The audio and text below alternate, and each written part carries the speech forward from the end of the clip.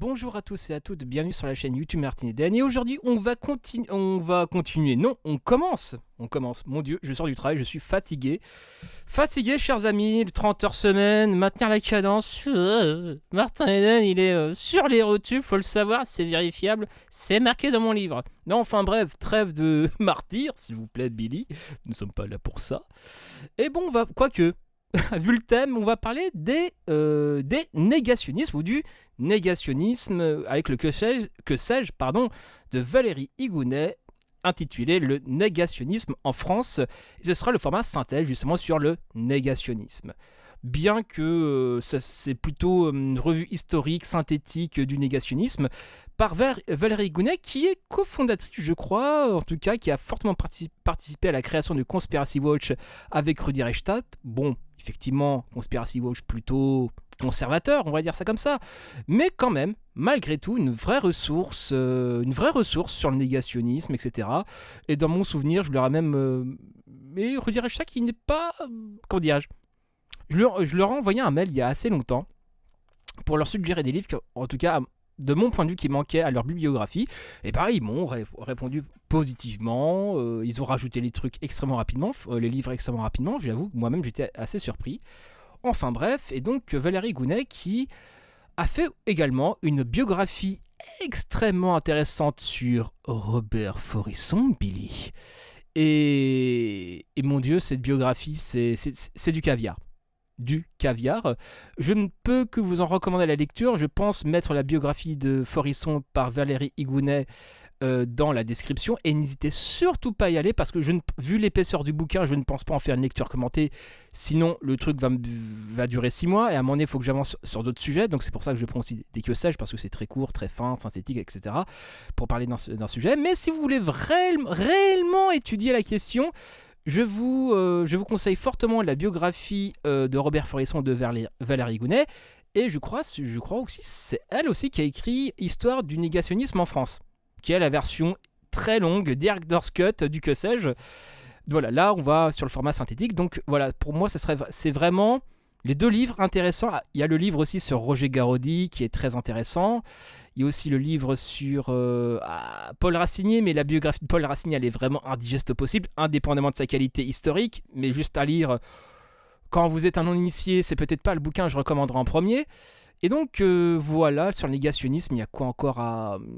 Après négationnisme, antisémitisme, c'est vrai qu'il y a beaucoup de livres en commun.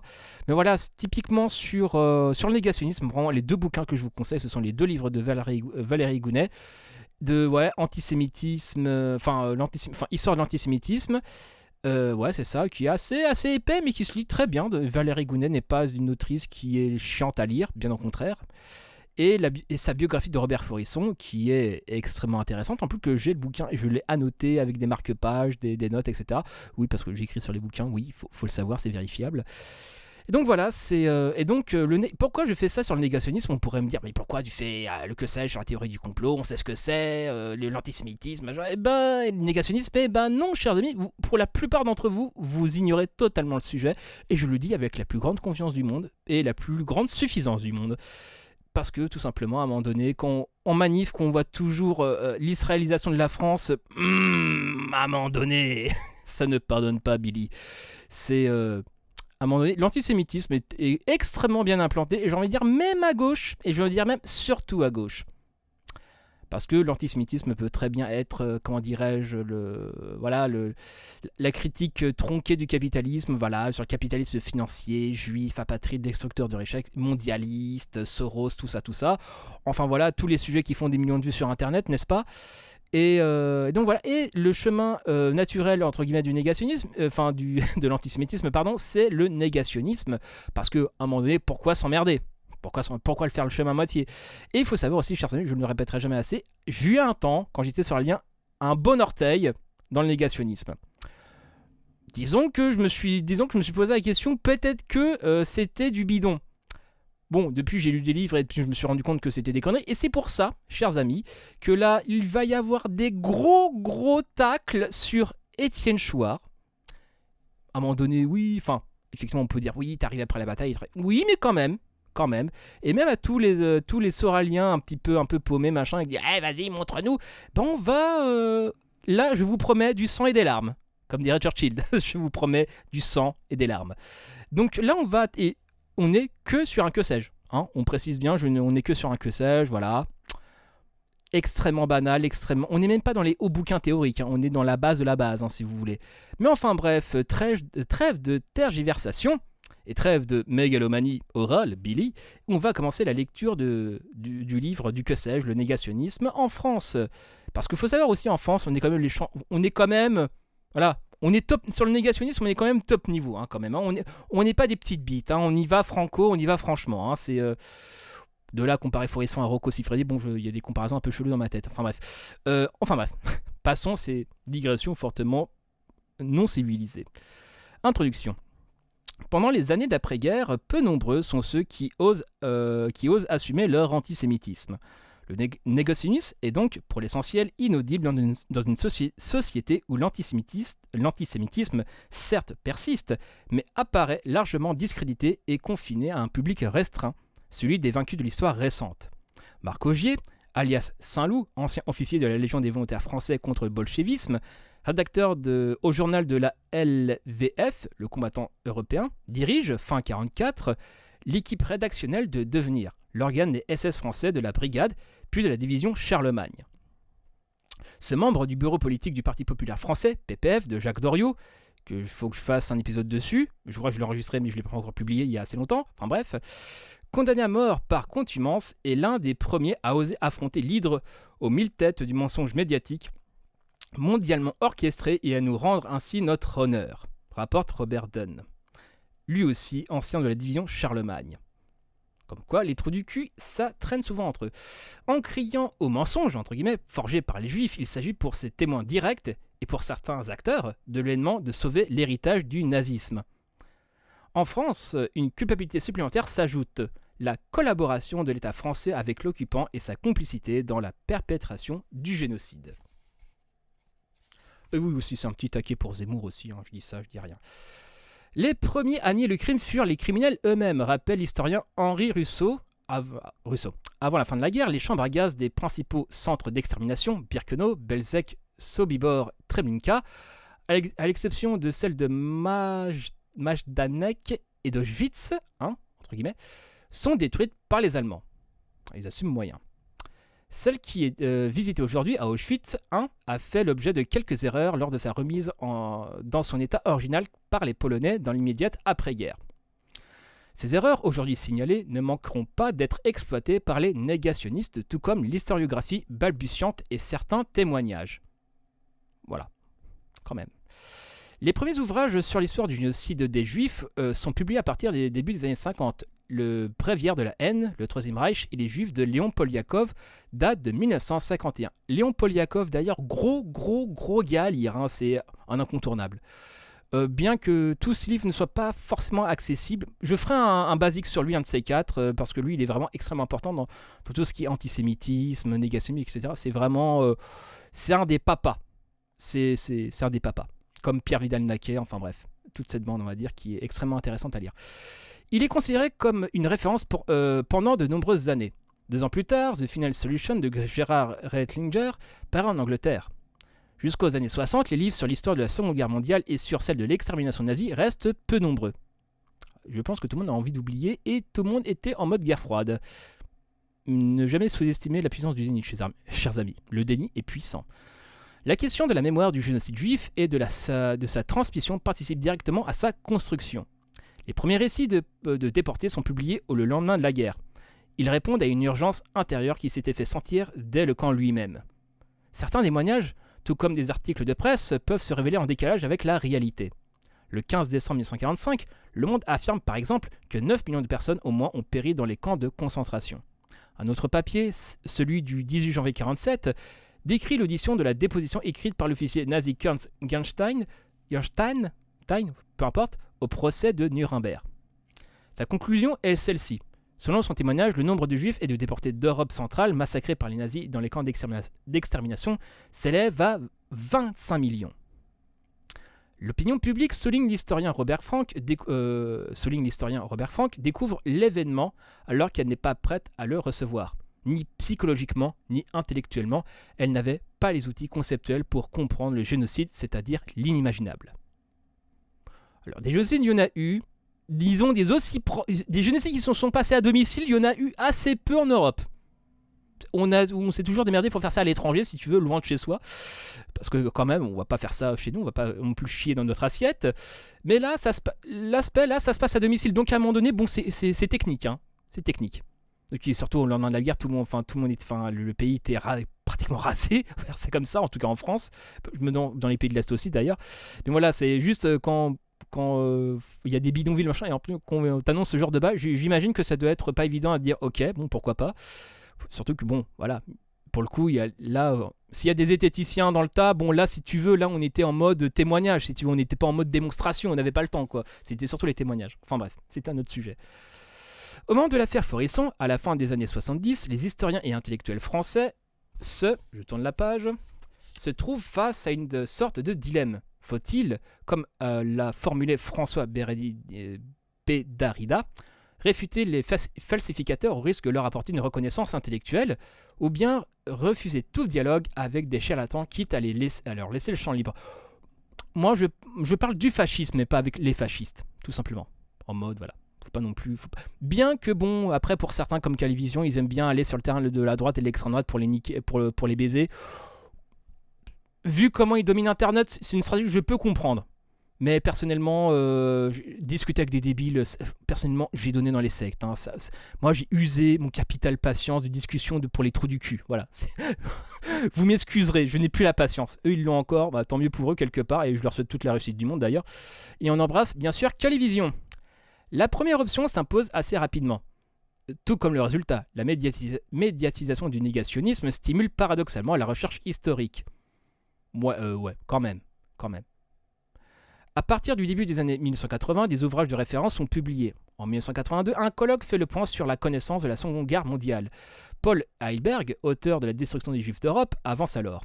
Je dirais que d'une certaine manière, Foresson et d'autres, sans l'avoir voulu, nous ont rendu service. Ils ont soulevé des questions qui ont eu pour effet d'engager les historiens dans de nouvelles recherches. La position de l'historien américain est loin d'être isolée. Selon l'avocat Serge Klarsfeld, un des rares droitards d'ailleurs que j'aime bien d'ailleurs, il n'y aurait pas eu de négationnisme, il n'y aurait pas eu ces cris d'alerte disant il faut mettre sur pied des grands centres de documentation qui ont permis d'ailleurs de rassembler l'argent nécessaire. Effectivement, c'est une manière de voir le truc, mais à un moment donné aussi, on le paye aujourd'hui quelque part. Effectivement, dans les années 80, ils ont réussi à contrer le machin, mais bon, Foresson, beaucoup plus tard avec Dieudonné et Soral, il a fait une percée. Mine de rien. Et là, pour le coup, la recherche, maintenant, tous les universitaires sont en mode bande de gauchistes, bande de connards, la bien-pensance. Là, par contre, les recherches universitaires, c'est niquez-vous. Hein. Même Serge Klarsfeld, hein, qui est pourtant un droitard, un droitard très classique, mais droitard quand même, il est allé sur Mediapart pour dire attention, on traite les musulmans comme les juifs dans les années 30. Voilà. Donc à un moment donné, je veux bien que Serge Klarsfeld, ok, droitard, etc. À un moment donné, droitard honnête. Donc forcément, un peu de gauche dans sa manière d'être à droite. Forcément. Enfin bref, passons.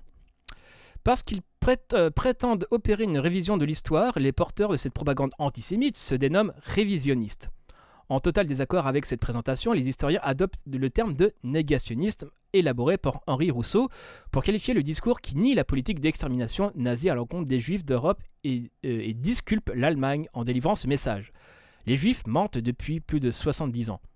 En culpabilisant l'Occident avec l'invention du génocide, ils auraient permis la création de l'État d'Israël et par ce biais auraient confirmé et étendu leur domination.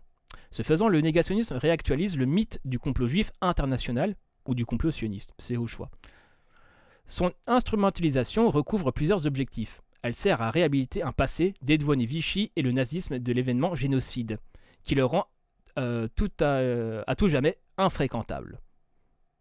D'ailleurs, Zemmour cherche à réhabiliter Pétain. C'est pour ça que de temps en temps on entend Zemmour négationniste parce que réhabiliter Pétain, l'étape d'après c'est ça, c'est le négationnisme. Entre guillemets, la plupart du temps les gens qui veulent, on va dire 10 fois sur 10, les gens qui veulent réhabiliter Pétain, l'étape d'après c'est ça. Et je veux dire, limite c'est mécanique, il y a juste à attendre. Mais bon, quand même. infréquentable, elle s'opère également au bénéfice d'une extrême gauche tiers-mondiste, pro-arabe et anti-palestinienne. Alors ça, je suis peut-être pas... à nuancer, effectivement à nuancer. Parce qu'à un moment donné, des gauchistes qui ont servi de caution morale pour l'extrême droite sur la question israélienne, il y en a un sacré paquet quand même. Il y en a un sacré paquet. Et c'est d'ailleurs sur cette ambiguïté que Dieudonné a prospéré au début d'ailleurs. Enfin bref. Le négationnisme est une propagande politique forgée par divers idéologues. La France joue un rôle central dans la gestion de ce discours antisémite. Les premières formulations datent de 1948, après la création de l'État d'Israël. Elles ne font pas qu'annoncer l'une des spécificités de la négation de l'histoire hexagonale. L'alliance apparemment contre nature entre extrême droite et une extrême gauche. C'est vrai, parce qu'en fait le premier c'est Paul Racinier. C'est ceux qui écoutent ça le savent, on va dire. Sur ça justement il ne ment pas. Le premier négationniste apparemment c'est Paul Racinier, qui était de gauche pour le coup. Bon, dans sa biographie, c'est un militant de gauche assez étrange, on va dire ça comme ça, mais de gauche quand même. Mais enfin bref. Et puis même pour ceux qui n'ont pas suivi Soral, même ceux qui ont défendu Robert Faurisson, il y a eu Chomsky. Chomsky, je peux pas l'encadrer ce connard. Certainement apparemment un linguiste légendaire, le gars, je ne conteste pas sa compétence sur la linguistique quand même, faut être un peu con je pense, mais sur le reste ça a l'air d'être un sacré connard et un sacré débile. Et aussi le frère de Danny Cohn-Bendit aussi soutient de Faurisson, faut peut-être plus le signaler quoi. Le frère de Cohn-Bendit qui avait soutenu Faurisson, et d'ailleurs le bras droit de Faurisson, pas Paul Racine, je dis connerie, Pierre Guillaume c'était un militant anarchiste, voilà, faut le savoir, c'est vérifiable, c'est écrit dans mon livre. Voilà, donc à un moment donné, c'est pour ça, effectivement, on a plutôt tendance à mettre ça, oui, c'est l'extrême droite, ou une certaine extrême gauche assez inculte sur ces questions. D'où la nécessité de ne pas être juste, entre guillemets, économiciste, matérialiste, etc. Il faut un peu étendre son savoir et sa culture et intégrer la question du racisme dans sa question qui est multiple et du féminisme, du patriarcat, etc., etc. pour éviter de se faire niquer par les angles morts. Parce que si on est monocausal, malgré tout le bien que je pense de l'économie et du matérialisme, à un moment donné, il y a des angles morts quand même. À un moment donné, il faut arrêter de déconner, quoi. Enfin bref, passons. Elles ne font pas qu'annoncer l'une des spécificités de l'hexagone hexagonal. Elles permettent de réintroduire sur une autre forme l'antisémitisme dans un contexte d'après-guerre fermé à toute résurgence de racisme anti-juif. Elles s'adaptent et évoluent également en rapport avec l'histoire de l'État hébreu. 30 ans après son apparition, le négationnisme sort de son confinement avec l'affaire Faurisson. L'enseignant de lettres réussit un coup de maître avec la publication, plus exactement la reproduction partielle d'un de ses tracts dans Le Monde, et par l'appui qu'il reçoit de la part d'hommes de gauche, voilà, je pense à Chomsky. Et pas seulement d'ailleurs Chomsky, mais ça doit être le plus célèbre à l'époque. L'extrême droite, à commencer par le Front National, n'a pas attendu ce provocateur né pour exploiter la négation de l'histoire. À partir du milieu des années 80, les affaires, entre guillemets, négationnistes se multiplient. De nouveaux acteurs apparaissent. Négationnisme technique et politique se mêlent pour, au début du XXIe siècle, laisser place à la dénonciation globale du complot sioniste. Le point de ralliement idéologique s'inscrit dans un antisémitisme recontextualisé avec ses vieux items, anti-judaïsme, anti-capitalisme, anti-impérialisme et anti-américanisme, et dans un antisionisme radical qui trouve son aboutissement discursif dans le négationnisme. Le conspirationnisme est au cœur de ce dispositif. Devenu un instrument de propagande politique utilisé par certains pays, notamment arabes, le négationnisme s'exporte au-delà des frontières par le biais d'Internet et du fait que le contexte international, seconde intifada attendue du 11 septembre, et stratégie iranienne sous la présidence de Ahmadinejad, voilà. En France, le discours structurant du négationnisme se déplace à partir des années 2000 et attire de nouveaux adeptes. Les représentants et passeurs français quittent à enfreindre la loi Guesso, qui depuis juillet 90 fait du négationnisme un délit, poursuivent activement leur quête, Internet étant au cœur de leur dispositif de persuasion et de diffusion. Fin de l'introduction. Donc voilà, là, dans l'introduction, elle annonce clairement un peu la chronologie du négationnisme en France, et puis voilà, quoi, je pense que c'est un bon sujet Pour commencer, c'est une belle intro, effectivement. Là, bon, j'ai lâché un peu quelques techs un peu qui me reviennent un peu. Qu'est-ce qu'il y a encore voilà, c'est... je pense que je ferai un épisode... Enfin, c'est pas que je pense... Je vais faire un épisode bibliographie justement sur le négationnisme. Parce qu'il y a... Ou à la rigueur, si vous êtes vraiment pressé, allez sur la bibliographie du Conspiracy Watch. Leur livre, ça va. On va pas non plus faire la gueule. On va pas non plus être fine bouche. Donc voilà, c'est... Mais franchement, le négationnisme avec Forisson... Moi, c'est un truc qui m'a un peu choqué. Enfin, qui m'a pas surpris, si tu veux. Mais... de la part de gens qui ont suivi Dieudonné Soral dans les années 2000, enfin je pense notamment à Tabibian et toute la dissidence en général, maintenant ils sont tous à peu près d'accord, 10 ans après, ils sont tous à peu près d'accord pour dire que oui, Soral il est judéo-centré. Bon, déjà pour des gens qui prétendent, quand même avoir des balls, avoir des couilles, non, on dit antisémite, on dit pas judéo-centré déjà pour commencer. Mais voilà, mais par exemple Vincent Lapierre, tu vois maintenant, enfin il a quitté Soral, il veut être beaucoup plus rationnel, il est plus avec maintenant Jean Bricmont que Soral d'ailleurs. Enfin, il a totalement quitté Soral et voilà, il veut être je regrette pas mes années de militantisme, égalité et réconciliation. Bah à un moment donné, la question de Forisson, vrai ou faux, tu t'es trompé ou pas? Là, le gars, coupure Wi-Fi. Si vous lui posez cette question, le gars a une coupure Wi-Fi dans l'instant. Clair et net. De toute façon, si Vincent Lapierre renie Robert Forisson, je pense que son public, qu'il met la clé sous la porte objectivement. Honnêtement, si vous voulez troller un peu Vincent Lapierre, machin, posez-lui la question Robert Forisson. Vrai ou faux? Là, il va commencer à transpirer, le gars. Objectivement. Parce qu'à un moment donné, bon, voilà, quoi, c'est...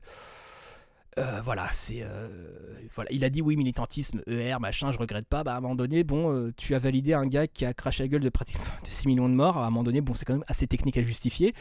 Surtout, il joue le rôle du gars, oui, mon père m'a dit que voilà, faut prendre les preuves, les sources. Alors, son daron, ça doit être assez Armandax, honnêtement. Voilà. C'est terrible. Enfin, moi, je vais arrêter de digresser parce que sinon, je peux y aller pendant des heures. Et c'est ça aussi, le négationnisme.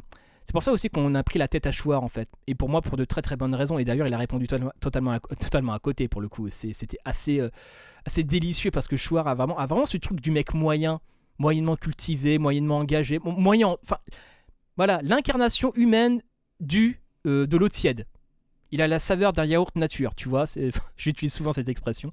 Mais voilà, c'est quand on lui pose la question, quand aux médias ils lui ont posé la question, oui, les camps de concentration, machin, etc. Le gars il a dit mais je suis pas technique. Mais, quand on pense réellement qu'Alain Sorel est un réel résistant, à un moment donné, on se doit de chercher la question parce qu'à un moment donné, quand le gars est aussi véhément sur les juifs, à un moment donné, on prend la peine de s'instruire, d'ouvrir un livre sur l'histoire du négationnisme et de la Shoah.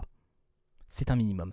Après que certains juifs, effectivement, utilisent la Shoah pour un espèce de business, je vais dire dans l'absolu, ça doit exister, ça a dû exister, je crois que ça a existé même d'ailleurs, mais ça n'invalide pas. Est-ce qu'il y a eu 6 millions, entre 5 et 6 millions de morts? Je crois les analyses, c'est pas 6 millions, c'est un peu moins. Voilà, ils sont morts, oui ou non? Et s'ils sont morts, ça veut dire qu'à un moment donné, tu as servi la soupe à un salopard. Donc à un moment donné, il faudrait envisager l'idée de s'excuser en fait. Ou dire, je me suis trompé, j'ai soutenu un salopard. Ça ne coûte rien. Et on se fait, enfin vu que je suis un ancien soralien, je le dis honnêtement, les tabibians, les machins, etc. Oui, il fallait tenter l'époque. Oui, bien sûr. Aucune décence. Après, ce sont ces gens-là qui donnent des leçons de morale. Oui, les bien-pensants, oui, les machins, etc. Je le dis honnêtement, ces gens-là sont à vomir et je n'attendrai... Enfin, le jour de leur mort, je vais sabrer le champagne parce que ça fera un connard de moins sur Terre et c'est toujours bon à prendre. Enfin bref, c'était Martin Eden en direct du Goulag. Bisous à vous.